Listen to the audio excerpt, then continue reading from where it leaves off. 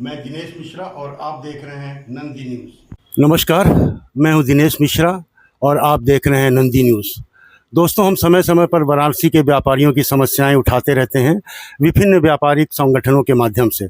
आज हमारे बीच हैं राकेश जैन जी, जो कि अध्यक्ष हैं अखिल भारतीय उद्योग व्यापार मंडल काशी प्रांत के।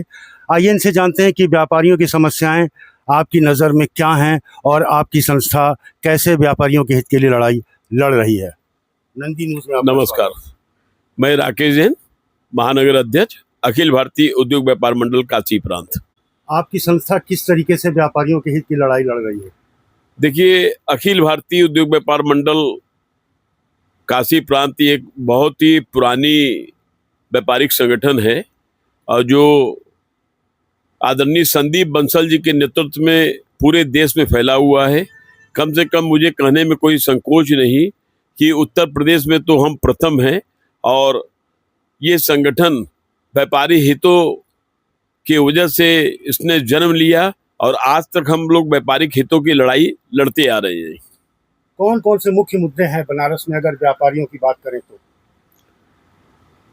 देखिए, व्यापारियों के तो बहुत से मुद्दे हैं और खासकर मैं जैसे खुदरा व्यवसाय से जुड़ा हुआ हूँ, तो मेरे को लगता है कि खुदरा व्यवसाय के प्रति आज तक केंद्र सरकार या प्रदेश सरकार पूरे उचित ढंग से न्याय नहीं कर पाई है। सरकार व्यापारियों के लिए कार्य कर रही है, लेकिन वो उसका सारा ध्यान एमएसएमई में जो आपके उद्योगपति उद्योग हैं उसी की तरफ ध्यान है। लेकिन जो खुदरा व्यापार, जो देश की आर्थिक गतिविधियों की रीढ़ है, मतलब कहते हैं शरीर में अगर रीढ़ की हड्डी गायब हो जाए तो शरीर सीधा खड़ा नहीं हो सकता है। तो मेरे को कहने में कोई शक नहीं कि देश का खुदरा व्यापारी देश के आर्थिक व्यवस्था का रीढ़ है। अतः सरकार को खुदरा व्यवसायियों के प्रति ध्यान देना चाहिए। कहीं न कहीं सरकार के ध्यान में कमी है। किस तरह का समर्थन सरकार से आप चाहते हैं खुदरा व्यापारियों के लिए? देखिए, पिछली बार कोरोना में खुदरा व्यवसायियों ने अपनी औकात को भूल के, अपनी क्षमता को भूलकर, अपने घर मकान दुकान को भूलकर उन्होंने देश और समाज के लिए कार्य किया। जिस व्यक्ति की जितनी क्षमता थी उसने उस तरह से जो है समाज की मदद किया। लेकिन खुदरा व्यवसायियों को बदले में क्या मिला? खुदरा व्यवसायी अगर कहीं किराएदार थे तो उनको पूरा किराया देना पड़ गया। खुदरा व्यवसायी ने अगर बैंक से ब्याज लिया था तो बैंकों ने पूरी तरह से ब्याज वसूला। खुदरा व्यवसायी जो बिजली कंपनियां, उन्होंने पूरा अपना किराया वसूला। तो खुदरा व्यवसाय को क्या मिला? न तो सरकार ने ब्याज माफ किया, न सरकार ने किराया माफ किया, न सरकार ने उनके नुकसान की भरपाई हेतु कोई एक मुफ्त राशि प्रदान की। हम लोग की बड़ी पुरानी मांग है कि व्यापारी जो अवैतनिक रूप से सरकार की सेवा करता है, सरकार के खजाने को भरता है टैक्स कलेक्ट करके, वो भी बिना कोई भुगतान लिए हुए, सरकारी आदमी वो तो टेबल के अंदर से भी पैसा लेता है, टेबल के ऊपर से भी पैसा लेता है, लेकिन व्यापारी को क्या मिलता है? कुछ नहीं। मेरी मांग है कि सरकार जो है एक सम्मानजनक ढंग से व्यापारी को पेंशन की व्यवस्था करे और व्यापारी को एक सम्मानजनक पेंशन मिले, ताकि व्यापारी भी जब एक समाज की सेवा करते करते जब बुढ़ापे की ओर अग्रसर हो जाए तो कम से कम वो अपने परिवार का पालन ससम्मान कर सके। पेंशन की जहाँ तक बात है तो आजकल सरकारी नौकरियों में भी पेंशन की व्यवस्था खत्म हो गई है, तो आप कैसे उम्मीद कर सकते हैं सरकार से कि व्यापारियों को पेंशन प्रदान करेगी? देखिए, व्यापारियों ने अवैतनिक रूप से सरकार के खजाने को भरा है, तो सरकार अगर पेंशन नहीं दे पा रही है तो वो जो हम खजाना भरते हैं सरकार का, तो हमें इंसेंटिव दे। सरकार तो दोनों हाथ पैर से जो है टैक्स वसूल रही है व्यापारियों से, बदले में व्यापारी को क्या मिल रहा है? कुछ नहीं। तो हमारी मांग है कि जो व्यापारी जो देश और समाज के लिए इतना कर रहा है, उस व्यापारियों को भी सरकार को सोचना चाहिए। जैसे सरकारी कर्मचारियों को विश्वव्यापी इलाज की सुविधा मिलती है, वो भी कैशलेस। व्यापारियों को कौन सी सुविधा है? व्यापारियों को भी कैशलेस सम्मानजनक सुविधा मिलनी चाहिए। व्यापारियों के लिए तो सुविधा नहीं है। सरकार ने एक चीज जरूर रखा है, आयुष्मान कार्ड बनाया हुआ है, लेकिन वो भी 70 वर्ष के ऊपर के लोगों के लिए है या बहुत गरीबी रेखा से नीचे के लिए। व्यापारी एक बड़ा खुददार व्यक्ति होता है, वो भूखा मर जाएगा लेकिन किसी के आगे वो अपना हाथ नहीं फैलाएगा। तो ऐसे एक सम्मानित व्यापारी वर्ग के लिए सरकार को सोचना चाहिए, जो देश की रीढ़ है, जो देश समाज के लिए अपना सर्वस्व अर्पित किया हुआ है, उस तरह के जो देश के हमारे छोटे छोटे व्यापारी हैं जो भारत को चला रहे हैं, उनके लिए सरकार को जरूर सोचना चाहिए। बदलते हुए बनारस में कई विकास कार्य हुए हैं, चाहे वो रोपवे हो, फ्लाईओवर हो, जगह जगह रिंग रोड का निर्माण हो। इसके बारे में आपका क्या सोचना, क्या ये व्यापारियों के हित में है या इससे व्यापारियों को कुछ नुकसान भी हो?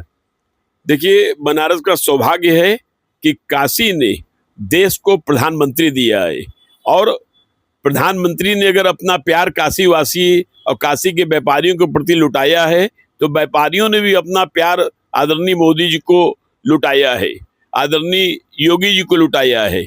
और बेहिसाब प्यार, बेहिसाब वोट और बेहिसाब सम्मान काशी आदरणीय मोदी जी को देती है। इसमें कोई शक नहीं कि जब से आदरणीय मोदी जी प्रधानमंत्री बने हैं, और काशी का सौभाग्य है कि काशी के सांसद हैं, काशी में बेहिसाब धन आ रहा है, इसमें भी कोई शक नहीं। काशी का बेहिसाब विकास भी हो रहा है। लेकिन फिर भी मैं कहना चाहूँगा कि जो व्यापार, ये जो विकास है काशी का, इसमें व्यापारियों की भी सहभागिता होनी चाहिए, क्योंकि मुझको लगता है कि इस विकास के चक्कर में बहुत ज़्यादा धन की भी बर्बादी होती है। देखिए, सच कड़वा होता है। तो इस विकास में कहीं न कहीं विकास का जो एक समुचित उपयोग धन का होना चाहिए, नहीं हो पा रहा है। जैसे बनारस में जो रिंग रोड बनाया, बहुत सुंदर बात है। फ्लाईओवर जो बनाया वो भी ठीक है, लेकिन कहीं न कहीं व्यापारियों की समस्याओं को नज़रअंदाज करते हुए सिर्फ विकास, सिर्फ सड़क चौड़ीकरण, इसको मैं पक्ष में नहीं दूंगा। व्यापार की कीमत पर, व्यापारी के परिवार के, व्यापारी के सम्मान की, व्यापारी के व्यवसाय की कीमत पे मेरे को काशी का विकास नहीं चाहिए। वाराणसी में व्यापारियों की समस्याओं को लेकर जब आप शासन प्रशासन तक अपनी बात पहुंचाते हैं, तो आपको कितना उसका फ़ायदा होता है, कितना उसका असर देखने को मिलता है, या आपकी बात सुनी जाती है या नहीं सुनी जाती? देखिए, व्यापारियों की मांगों पे सरकार ध्यान देती है, लेकिन फिर भी मेरे को लगता है कहीं न कहीं इसमें कुछ रिक्तता रह जाती है। अगर व्यापारी वो मांग कर रहे हैं, तो व्यापारियों की परेशानी को समझना चाहिए। अगर आप सड़क चौड़ीकरण में व्यवसाय को तोड़ देते हैं, व्यापारी को सड़क पर खड़ा कर देते हैं, तो बनारस का समुचित विकास कैसे होगा? किसी का विनाश, किसी का विकास, उसको विकास हम नहीं मानेंगे। व्यापारी जो काशी में 50 साल से व्यवसाय करता आ रहा है, उसकी परेशानियों को भी समझे, उसकी दिक्कतों को समझे, और पहले उसको आप बसा दें। अगर आप चौड़ीकरण कर रहे हैं तो पहले आप उसको रोजगार दे दें। कहाँ तो आप रेवड़ी बांट रहे हैं, फ्री में बांट रहे हैं, और कहाँ जो एक मेहनत कर व्यापारी जो मेहनत करके अपना परिवार चला रहा है, उसको चौड़ीकरण के आप सड़क पर खड़ा कर दे रहे हैं। बात करते हैं दाल मंडी की। दाल मंडी में ध्वस्तीकरण की प्रक्रिया अनवरत चालू है। कई दुकान, मकान, मंदिर, मस्जिद सब उसकी जद में आ गए हैं। कहाँ तक ये फैसला न्याय संगत है? क्या इससे व्यापारियों को नुकसान होने वाला है? आप क्या सोचते हैं इसके बारे में? देखिए, दाल मंडी सरकार की एक बहुत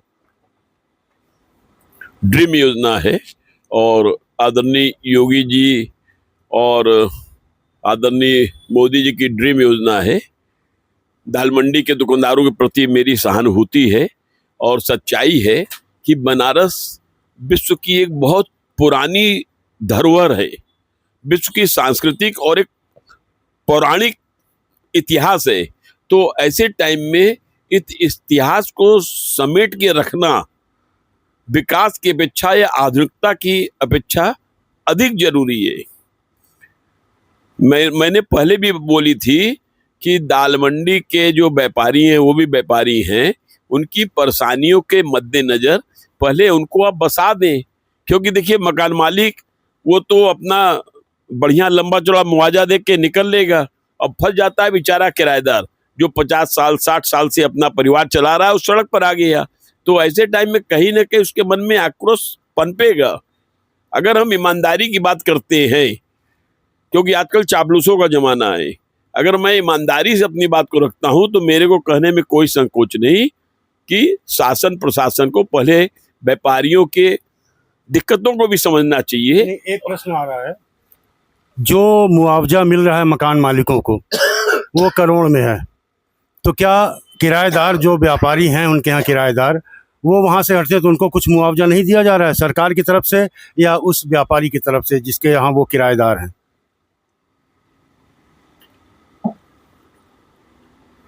देखिए, होता क्या है कि सरकार मुआवजा देती है जो मकान मालिक को मिलता है, लेकिन जो बेचारा किराएदार जो 50-60 साल से देश की सेवा करके आ रहा है, चूंकि शासन की तरफ से मकान मालिक को मुआवजा मिल गया, मकान मालिक खुश हो गया और किराएदार सड़क पर आ गया, तो ऐसा नहीं होना चाहिए।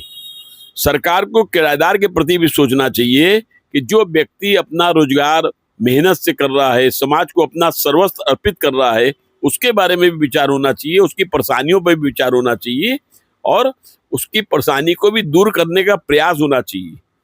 दूसरी बात, एक सहमति के आधार पर विकास होना चाहिए, क्योंकि हर आदमी विकास चाहता है, हर दुकानदार विकास चाहता है, हर काशीवासी विकास चाहता है। तो आप विकास करें, विकास का स्वागत है, लेकिन उस विकास में व्यापारी की भी सहभागिता लें, व्यापारियों को विश्वास मिले, उनको उनकी सहमति, उनके विश्वास, उनकी स्वीकृति के आधार पर एक न्यायोचित ढंग से उनको बसाने की व्यवस्था करें और फिर उसके बाद विकास करें। व्यापारी भी काशी का कदम से कदम मिला के शासन प्रशासन के साथ चलेगा और सरकार का जयकारा लगाएगा। रोपवे के बारे में आप क्या कहना चाहेंगे? बनारस में एशिया का प्रथम रोपवे काशी में बन रहा है, काशी वासियों का सौभाग्य है। परंतु एक शब्द लगा हुआ है, परंतु जिस तरह से रोपवे में सरकार का पैसा लगा है, सरकार का पैसा मतलब जनता का पैसा, अंतिम वसूली तो हम ही लोगों से होनी है, तो उस तरह से वो रोपवे कितना सफल होगा कहीं ना कहीं क्वेश्चन मार्क लगा है। भगवान करे बाबा विश्वनाथ की कृपा से रोपवे सफल हो जाए, लेकिन जो रोपवे वो तीर्थ यात्रियों के लिए, बाहर के यात्रियों के लिए बना है, यात्री तो सामान लेके आएगा, सामान लेके रोपवे पे चढ़ेगा, सामान लेके रोपवे से नीचे उतरेगा, और दूसरी बात जहाँ रोपवे का स्टेशन है वही तो हाल्ट नहीं हो जाएगा। किसी को गदौलिया पे कमरा मिलेगा, तो किसी को लक्सा पे मिलेगा, तो कहीं दशाश्वमेध पे मिलेगा, तो कोई रथ यात्रा पे लेगा।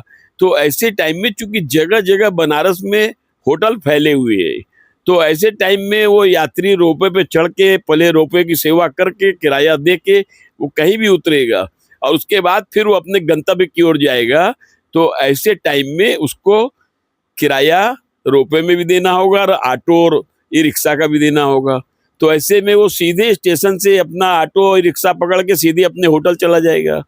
मैंने पहले भी मांग की थी कि जो रोपवे का किराया 50 रुपये, 40 रुपये, 30 रुपये रखा हुआ है, इस रोपवे के किराए को जब अगर 5 रुपये, 10 रुपये, 15 रुपये या 20 रुपये रखेंगे, इस तरह की जो जन समाने के लिए बना है तो जन समाने के लिए होना चाहिए, तब जाके थोड़ा सा रोपवे पॉपुलर हो पाएगा, लोकप्रिय हो जाएगा। मैंने सरकार को एक सुझाव और भी दिया था कि ये जो रोपवे जो इन्होंने शहर में बनाया है, इसको बल्कि काशी स्टेशन से राजघाट और काशी विश्वनाथ धाम और 80 घाट पर उतारे, गंगा जी के आर पर रोपवे का अगर कुछ विस्तार हो सके तो करे, तब जो कि वो थोड़ा एक पर्यटन की चीज भी बनेगी और काशी में भीड़ के बजाय वो राजघाट से सीधे काशी विश्वनाथ धाम, विश्वनाथ धाम से 80 धाम, 80 घाट से जो है गंगा पार, तो रोपवे हमें लगता है सफल होने की ज़्यादा गुंजाइश रहेगी। फिलहाल एक हमारी प्रमुख मांग है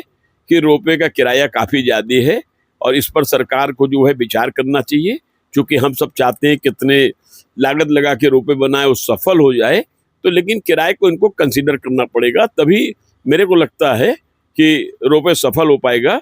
और उसे मैं प्रदेश सरकार को ढेर सारी शुभकामनाएं देता हूँ। प्रभु करे जो काशी विश्वनाथ में बनने वाला रोपवे है वो सफल हो, काशी का विकास हो। दोस्तों, ये थे राकेश जैन जी।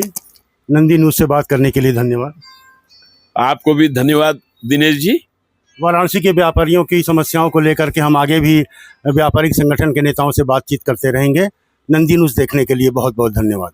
हमारे चैनल को लाइक, सब्सक्राइब और शेयर करें और बेल आइकन को प्रेस जरूर करें। धन्यवाद।